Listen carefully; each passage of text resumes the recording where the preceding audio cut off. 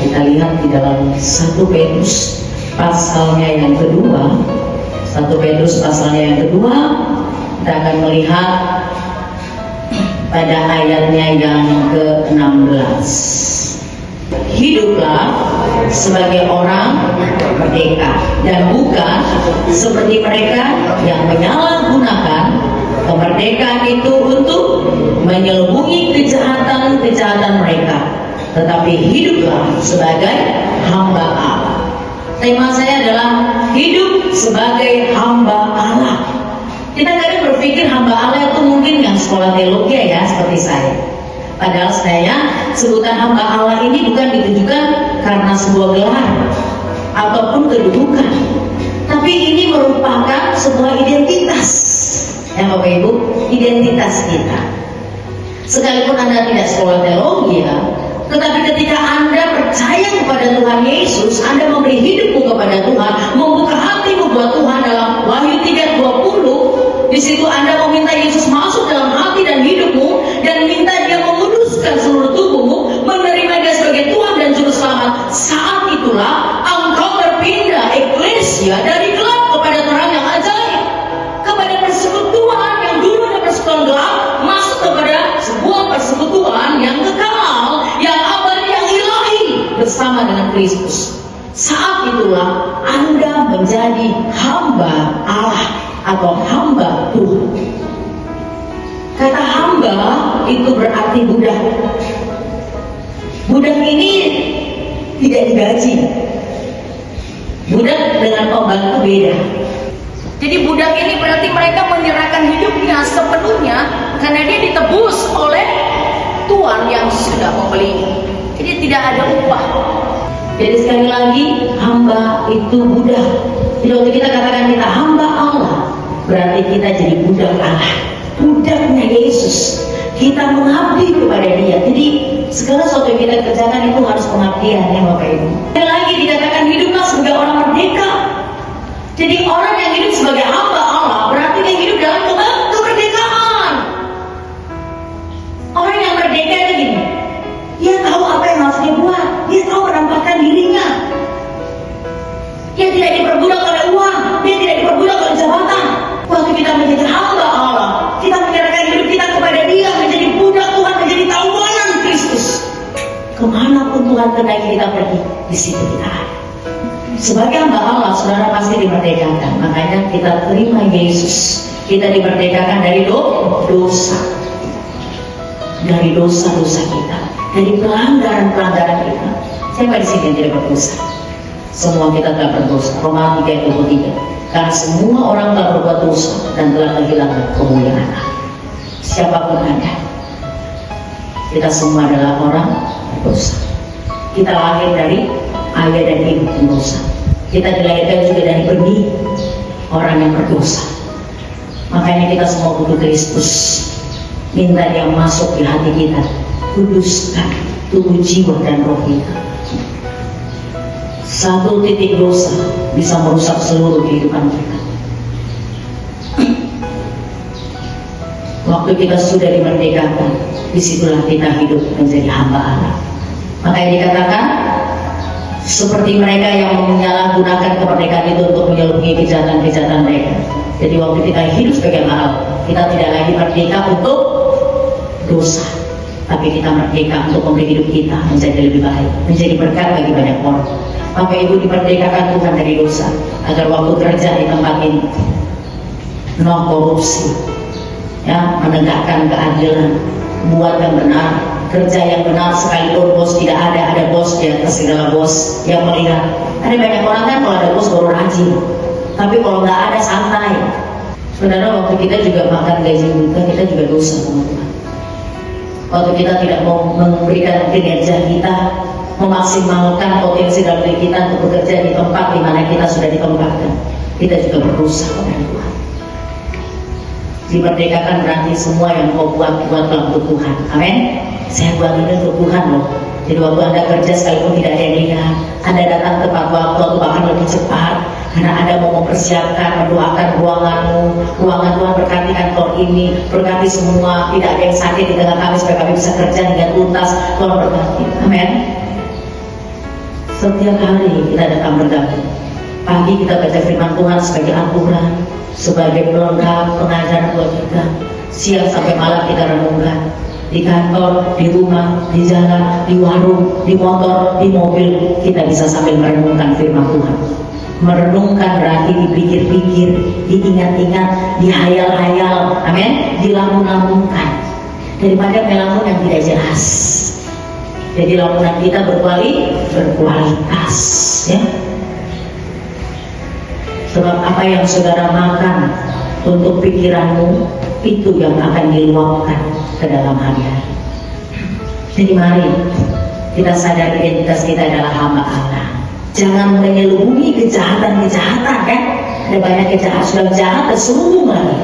Artinya apa? Kenapa menyelubungi kejahatan? Artinya apa? Kejahatan itu diselubungi dengan kebaikan. Seperti hal-hal rohani, tapi sebenarnya jahat. Kita tidak boleh memakai hal-hal yang rohani untuk menutupi kita punya kejahatan.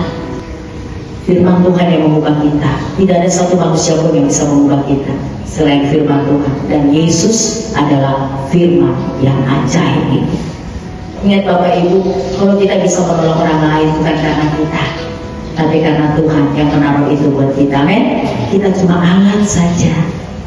Jadi jangan kita sombong, jangan kita bermegah untuk hal itu, jangan kita mencuri kemuliaan Tuhan, jangan kita mau memaksa menekan orang, bahkan berharap orang membalas apa yang kita lakukan.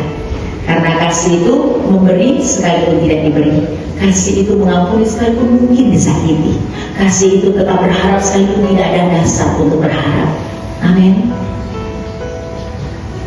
Ini yang disebut hamba Allah, ya. Bagaimana kita hidup dalam kebenaran. Saudara, Roma 6 ayat 22 berkata, tetapi sekarang setelah kamu dimerdekakan dari dosa dan setelah kamu menjadi hamba Allah, kamu beroleh buah yang membawa kamu kepada pengudusan, dan sebagai kesudahannya ialah hidup yang kekal. Hidup yang kekal.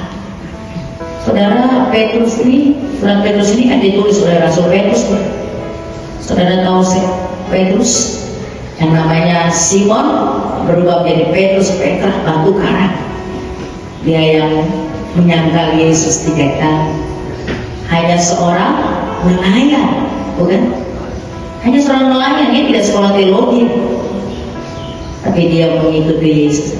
Mengikut Yesus keputusanku, mengikut Yesus keputusanku, mengikut Yesus keputusanku, ku tak ingkar, ku tak ingkar. Salib di muka, dunia di belakang. Salib di muka, dunia di belakang. Salib di muka, dunia di belakang. Ku tak ingkar, ku tak ingkar. Bayangkan dia semalam-malaman mau mencari ikan untuk biaya hidupnya, keluarganya. Tapi ketika dia bertemu Yesus, dia tinggalkan semuanya. Dan waktu kita dapat Yesus, semua yang menjadi pencapaian kita, mimpi-mimpi kita, itu lenyap. Karena Yesus, dapat Yesus cukup buat kita. Hidup dengan iman, karena hamba itu budak. Nanti Yesus itu mau berharap kalau dia kasih makan puji Tuhan, tidak juga puji Tuhan. Dia bukan hidup menyenangkan dunia, bukan di depan, dunia di belakang. Salib. Jadi sebagai hamba Allah itu kita hidup dalam penderitaan. Penderitaan karena kita mau hidup yang benar. Saudara, hidup benar menderita nggak? Waktu Anda mau jujur, menderita bukan? Waktu mau berbohong, senang banget. Tapi itu senangnya di awal, penderitaannya di belakang. Tapi kalau kita menderita di awal, kesenangan kehidupan yang kekal sudah jadi jaminan hidup saudara dan saya. Amin. Bersusah-susah dahulu, bersenang-senang kemudian. Daripada senang-senang dulu, binasa di api neraka. Saudara, waktu orang mau senang-senang, orang mau korupsi, wah mau beli ini, gak pernah puas, gak pernah cukup, wah menghalalkan segala cara untuk dapat kedudukan. Saudara, memang dapat enak, tapi setelah itu engkau akan bayar sampai keturunan ketiga dan keempat. Bahkan tidak cukup sampai engkau mati, Bu. Ya, kalau tidak bertobat sungguh-sungguh, neraka menjadi tempat tahanan terakhir. Bukan hal yang mudah. Kayak waktu kita mengerti identitas kita sebagai hamba Allah, kita tidak akan hidup dengan serampangan. Mari sadarilah dan hiduplah sebagai hamba Allah, agar saudara dan saya mengalami kemenangan-kemenangan di dalam Tuhan. Jadi jangan lagi kita hidup di dalam dosa, ya, tetapi layanilah seorang akan yang lain oleh kasih. Layanilah karena kasih, bukan karena ini dan itu. Saudara, kita bisa menempatkan diri kita dengan cara yang lebih baik, agar kita hidup dengan benar dan Tuhan dapati kita setia. Setia itu, saudara, loyal, bertanggung jawab, dan dapat dipercaya. Amin. Dan saudara nggak usah kejar-kejar kedudukan atau apapun bonus, karena waktu kita taat, kita setia, kita fokus sama Tuhan, berkat itu datang sendiri. Untuk Anda dan saya mengerti kebenaran ini, kita tidak akan sulit untuk melakukan kebenaran, karena kita tahu saya buat kebenaran ini, keuntungannya buat saya juga sendiri. Sehingga kita tidak rasa-rasa waktu kita mau melakukan kebaikan kepada orang lain, tidak hitung-hitungan dengan Tuhannya. Kita tahu bahwa hidup kita ini cuma karena kasih karunia. Sekali lagi, hiduplah sebagai orang merdeka, dan bukan seperti mereka yang menyalahgunakan kemerdekaan itu untuk menyelubungi kejahatan-kejahatan mereka, tapi hiduplah sebagai hamba Allah. Tidak membalas jahat dengan jahat, tidak membalas maki dengan maki, kutuk dengan kutuk, tapi sebagai hamba Allah, perkataan kita perkataan yang penuh dengan kuasa, hikmat Tuhan, kebenaran Tuhan yang memberkati, menyelamatkan banyak orang.